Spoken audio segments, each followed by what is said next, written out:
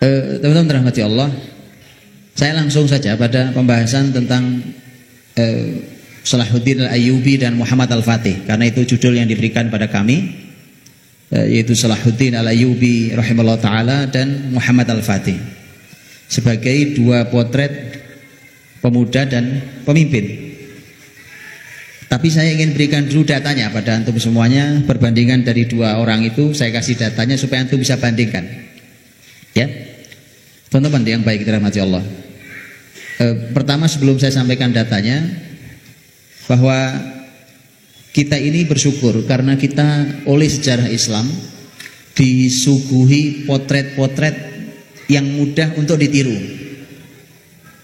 Jadi sosok-sosok istimewa itu adalah merupakan potret yang Allah hadirkan supaya generasi zaman ini mudah untuk menirunya. Ya, karena itulah maka sebuah kelengkapan menggabungkan antara konsep teori dengan potret itu adalah sebuah kelengkapan yang luar biasa.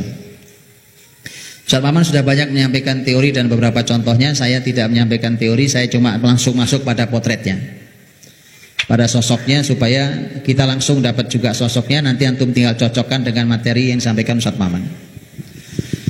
Nah, teman-teman dirahmati Allah Subhanahu wa ta'ala, ini kekurangannya dunia barat.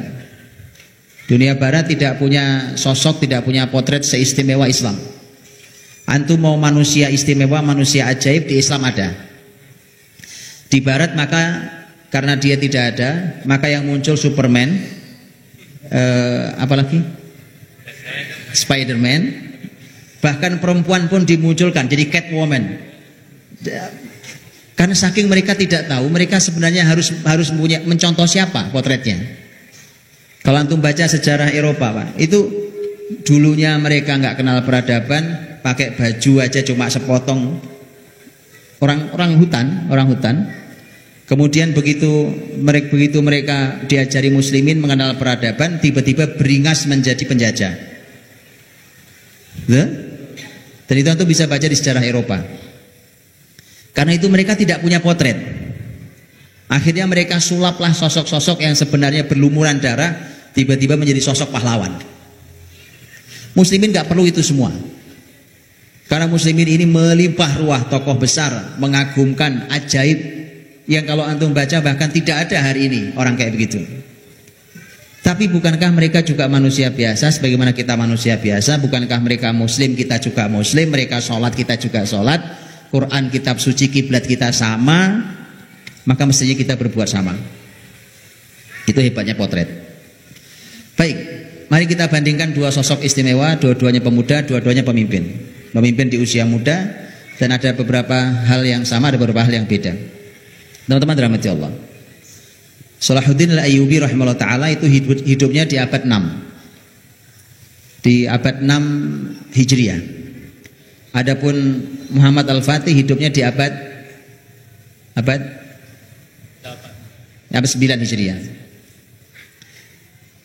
Jadi yang satu abad 6, yang satu abad 9, terpaut dua sosok yang kita bicarakan malam ini, terpautnya 3 abad. Paham ya? Artinya teman-teman, 3 abad itu, ini Indonesia merdeka ini umurnya baru berapa? Belum seabad bahkan, bukan begitu? Belum seabad. Belum seabad, belum 1 abad toh? Kurikulum pendidikan sudah ganti berapa kali? Betul apa enggak? Padahal yang menghasilkan orang-orang hebat itu kalau bukan kurikulum pendidikan apa? Ya kurikulum pendidikan itu menghasilkan. Kalau 3 abad terpaut antara Salahuddin dan Muhammad Al-Fatih rahimahumullah, kalau terpaut 3 abad, cara belajarnya sama, kurikulum saya sama, hasilnya sama, maka itu Islam, Pak. Sekarang para guru pusing tuh, ada kurikulum 2013, sebelumnya kurikulum 2006, sebelumnya kurikulum 2004, sebelumnya kurikulum tahun 9 sekian. Itu belum 1 abad, belum 1 abad.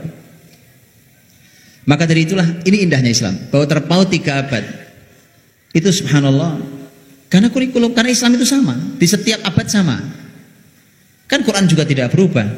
Quran juga itu juga. Kalau Qurannya abadi, cara sholat kita ya sama, kita sholatnya di masjid ya sama, gak ada yang berubah. Bahwa nanti ada beberapa perubahan di setiap zaman. Setiap zaman Allah hadirkan masalah baru sehingga kemudian memunculkan solusi baru, itu biasa. Tapi tetap berpijak pada hal-hal yang sama itu. Baik, jadi terpautnya mereka 3 abad. Satu abad 6, yang satu pada abad ke-9.